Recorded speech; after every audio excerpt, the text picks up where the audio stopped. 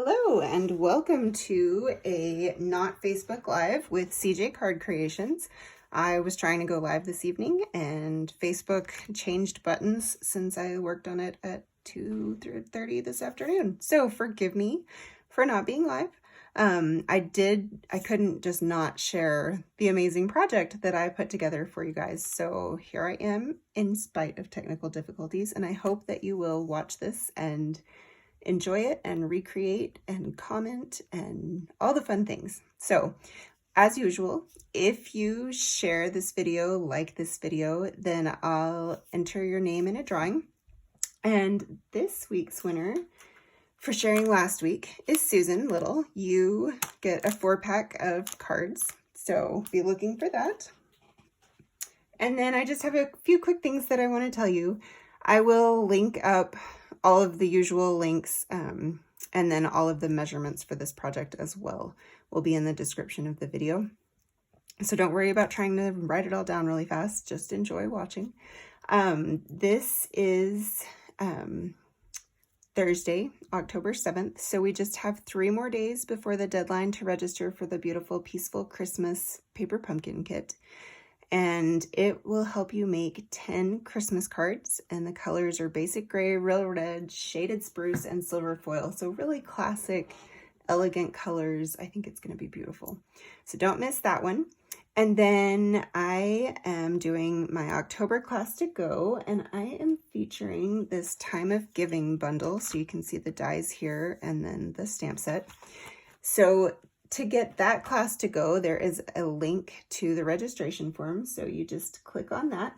You will be making 6 cards using that bundle, and your kit will include all of the pre-cut cardstock, the PDF with color pictures and everything you need. And then it also includes a full pack of this basic twine in 5 colors and a full pack. I don't have a full pack right now, but this is what you get. So all these different colors of holiday rhinestones. So these are gorgeous. And then you'll also get 1 blender brush. So I usually just use a certain color group with each brush, but they are totally washable and reusable with different colors. So that is what you get with your kit. And then the cards that we'll make are a mix of Thanksgiving and Christmas cards, basically. So hopefully that appeals to your creative side, and I would love for you to sign up and try out my class to go kits. Last month's kit used the, oh my gosh, I don't even remember, but this is what the kit looks like. So it's got a treat in it that I've stamped a little tag for. And then this had ribbon and the delicate matte dots. And then you see all of the card kits. And this is just a pack of, oh my gosh, you would think I just, oh, so she got adhesive sheets instead of the embossing folder that was included with that kit originally. So that's what they look like. Then the next thing that I wanted to tell you is that I do have an in-person class scheduled for Monday, October 25th. So make sure you go to my calendar and look at that and get registered if you'd like to join me. And that's all I have to say. So this is what we're going to make tonight. So it uses the Frightfully Cute bundle, and it's a treat box. So it holds 2 of the mini Reese's peanut butter pumpkins, which, you know, Reese's are my absolute favorite, and that's probably fairly common. So I actually am making these for the crossing guards that we do their crosswalks on the way to Jonah's school. So I needed several, and this, once I figured out what I was doing, is actually really easy. I cased a design from Erica Serwin over at Pink Buckaroo Designs, but I had to adjust the measurements, and that's where the tricky part came in. But I've got it worked out, so now you'll be good to go. So the first part of this is, let's see, I just want to make sure I'm in the frame. Okay, so you're going to take a piece of basic black cardstock, and this piece is 4 7/8 by 6 1/4, and you'll score the 6 1/4 inch side at, let's see, 2 1/8, 2 7/8, 5 inches, and 5 3/4 inches. And so then you just want to take your bone folder and burnish these score lines. And the reason that it's important to burnish score lines, especially with 3D projects, is that it gives you a really crisp fold so that your boxes have a nice square shape.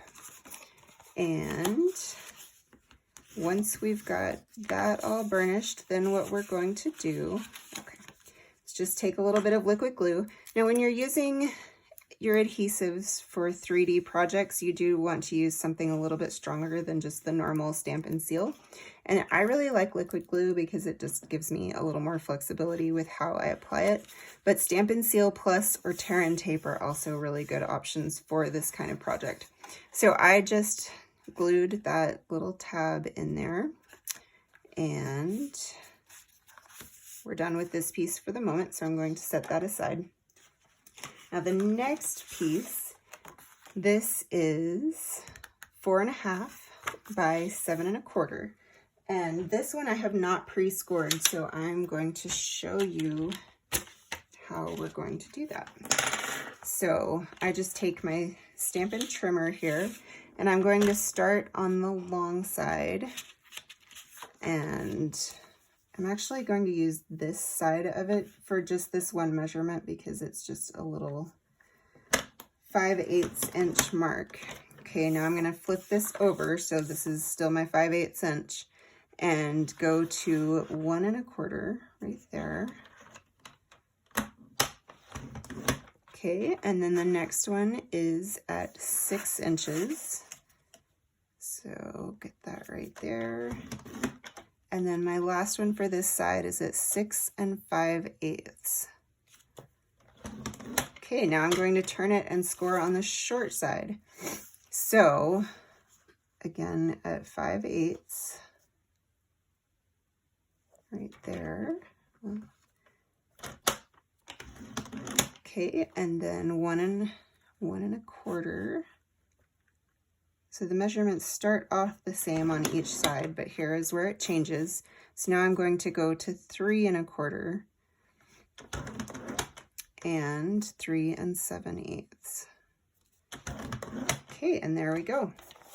So this is what it looks like once you've done all of your scoring.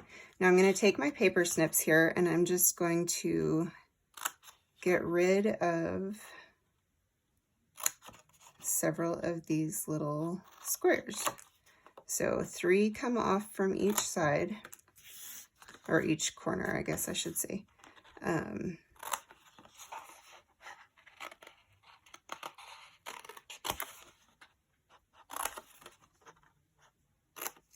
as long as you do each corner the same, it doesn't exactly matter which 3 you take, whether it's these 3.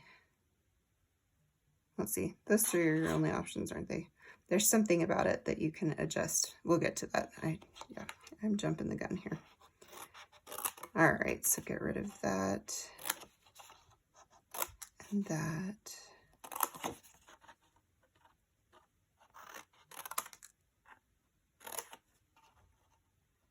Okay, so now that I've cut out all of these squares, I'll get rid of my trash here. Now what I'm going to do is come back in and snip loose these flaps. And I'm actually going to miter my edges too, just so that I've got a little bit easier time folding all of this together. Let's see, that one doesn't need to be mitered. So we'll go just like that. And okay, this end is done. Come over here and do just the same thing again. And the mitering just helps when you're folding them together. It keeps it from being too crowded. I don't know exactly how to describe that, but just makes everything come together a little bit more nicely. So, All right, so this is our completed box shape. Now we just need to burnish our lines and glue it all together. But I wanted you to be able to take a screenshot if you want to of what this box looks like when it's flat.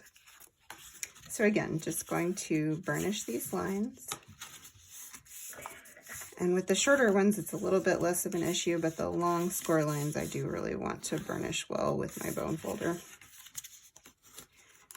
So this all goes pretty quickly. Like I said, once you've done it once or twice, it gets to be a much more comfortable thing.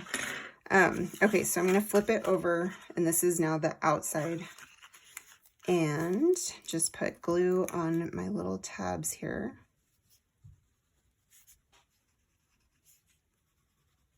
Okay, and now we will fold this together and fold those tabs in, and then just hold these corners nicely square. Give the glue just a second to set. And that was not a long enough second. So do that one just a little bit longer. Okay, and then come down to this other end and get these corners nice and squared up.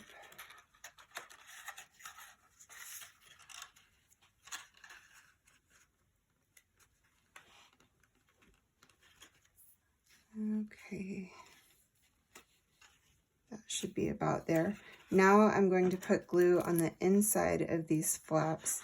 So this will create a rolled edge box, which is just a little more polished, kind of finished looking than cut edges. So I'm just folding this down here. Okay, and because this is liquid glue and it does need some time to dry, I'm actually going to clip these closed. All right, so that's coming along, and now we'll get these last two pieces done. And this is another reason why liquid glue is really nice for this, because to get your Stampin' Seal Plus runner in there would be just a little bit more challenging than I'm up for anyway. I'm sure some of you could do that.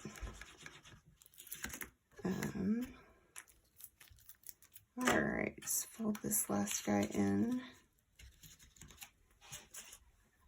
Okay, I'm going to set that off to the side to dry, and now we are going to come back to this piece. So where that seam is, and it's really even hard to see, but that is, I want to be the back and the bottom. So this is my top. And now what I'm going to do is take a piece of designer series paper. This is from Cute Halloween. And this piece measures 4 5/8 inches by 1 7/8 inches. And so we'll just glue this on our box case here.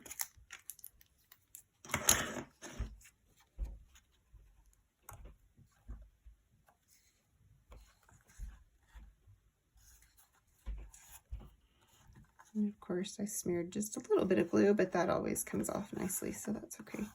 All right, and now I'm going to take a circle. So I die cut everything ahead of time because the box making is the hardest part of this to really show you. So I wanted to not waste a bunch of your time with just watching me die cut.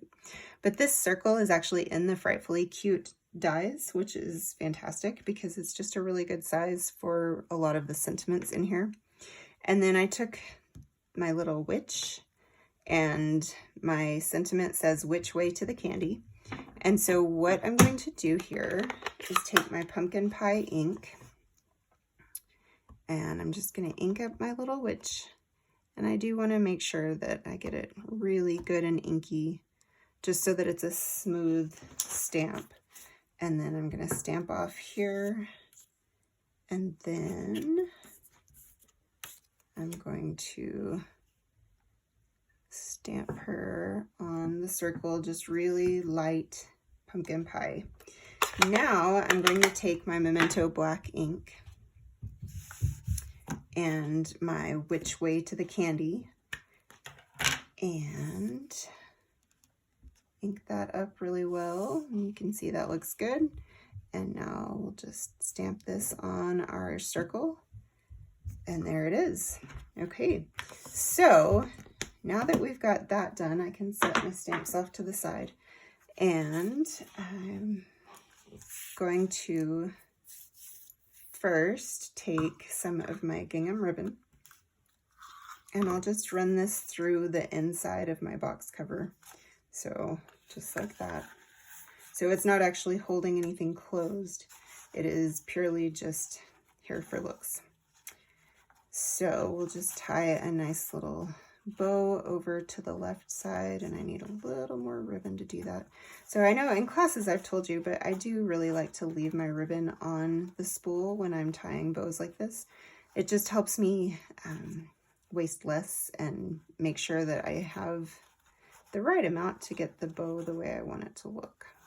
So now that got that tied, I'm just going to fiddle with it a little bit until I get the loops and the legs. I'm not quite sure what you call those. But anyway, get everything just the way I want it, and then I will snip it off of my bolt of ribbon. Okay, so there is that. And I wanted to use all of the stamps and all of the dies in this bundle again because it's just so fun. And Halloween is really one of our shortest seasons. So each one of my boxes for my crossing guards is going to look a little bit different. But this one, I just really, really love the broom. So the broom, I think it's actually from Seasonal Swirls dies. I can't remember now which is which. Yes, the broom is from Seasonal Swirls, and the hat is from the Frightful Tags dies that are part of the bundle. So what I want to do, I think, is get this guy on closest to the bow, and then I will put the cute little extras around it. So we'll just go just like that, and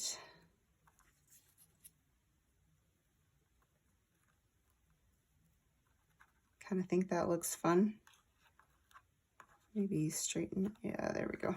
Okay, so we'll put this on with glue dots, and it really only needs one under the bristles. So we'll do that just down so that the glue dot is actually on the paper, even though it is sitting over the ribbon. And then I'm going to do glue dots again on my hat. And that one I got a little high up, but we'll just fold it under so that it's not visible. And there is that. And now this is a box that I had already glued, so it's had time to dry. And of course I don't have any extra candy down here, but you get the idea. So there is our cute little treat box. I hope that you have loved this project. If you have any questions or need me to walk you through it, just let me know. I'd love to help you. And if you need any of these products, I would certainly love your business. There's a link to shop in my online store included with this video. And I really just appreciate you sticking with me through all of the Facebook technical difficulties. And I hope that you have a wonderful evening, and I will see you soon. Thanks a lot. Bye.